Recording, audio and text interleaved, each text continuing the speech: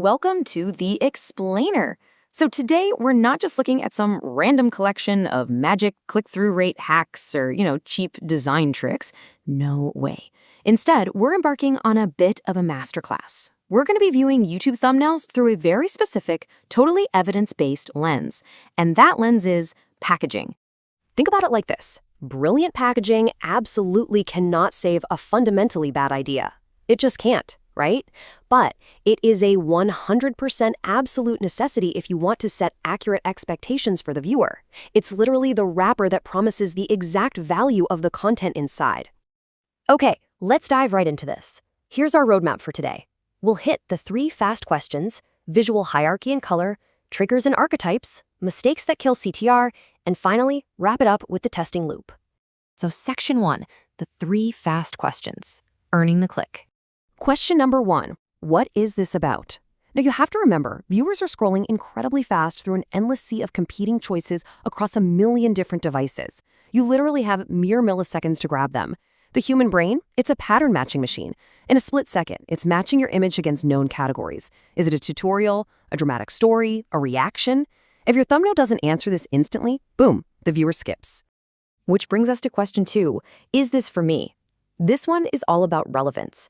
Think about it. An incredibly well-designed, perfectly optimized gaming thumbnail is totally, completely invisible to someone who's actively looking for cooking advice. It has to match their current interest instantly. And question 3, is it worth my time?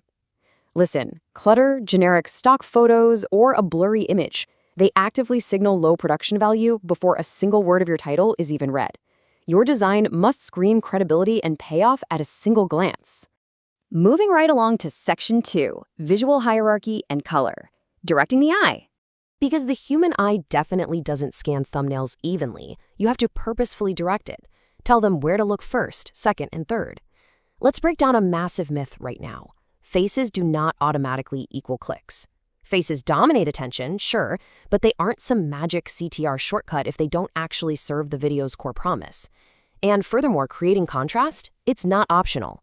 Whether you use value, meaning light versus dark, scale, sharpness, or negative space, you absolutely must separate your focal subject from the rest of the frame. And this brilliantly illustrates our next point. Text must earn its place. If your video is titled, "I lived on $1, slapping the exact words, "I lived on $1 onto the thumbnail is completely redundant. It's a waste of space. But if you change that thumbnail text to simply say, "broke," you've instantly optimized it. Text shouldn't just repeat the title. It needs to tease a specific emotion or a new angle. Basically, if it doesn't add something new, get rid of it. Now let's talk color, because colors carry immediate psychological weight. Red brings genuine stakes, urgency, and dramatic reveals, but you gotta use it sparingly so you don't desensitize your audience. Yellow and orange, they bring warm, creative energy.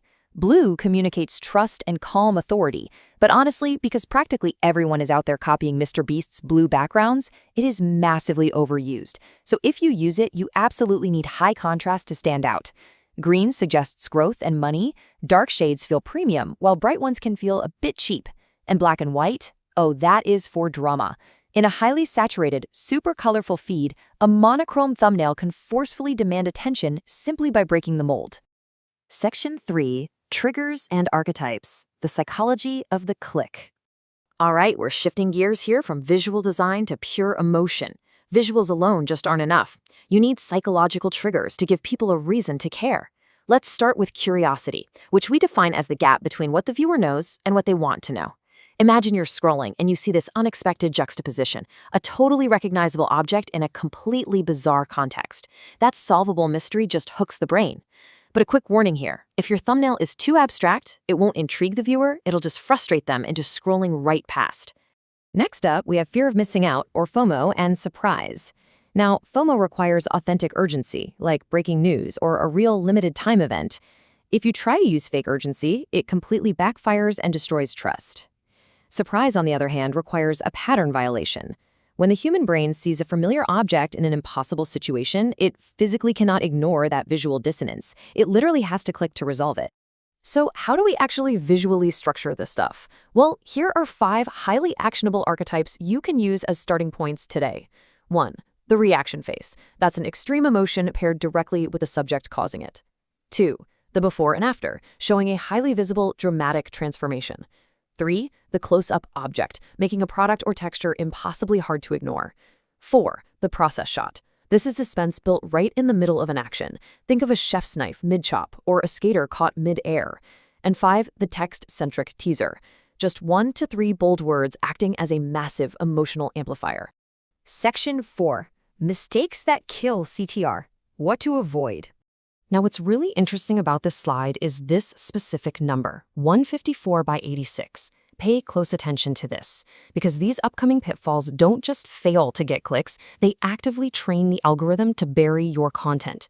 154 by 86 is your mobile pixel resolution. If you design your thumbnail beautifully on a massive desktop monitor, but the text isn't readable at a tiny 154 by 86 pixels, it is completely invisible on a mobile phone.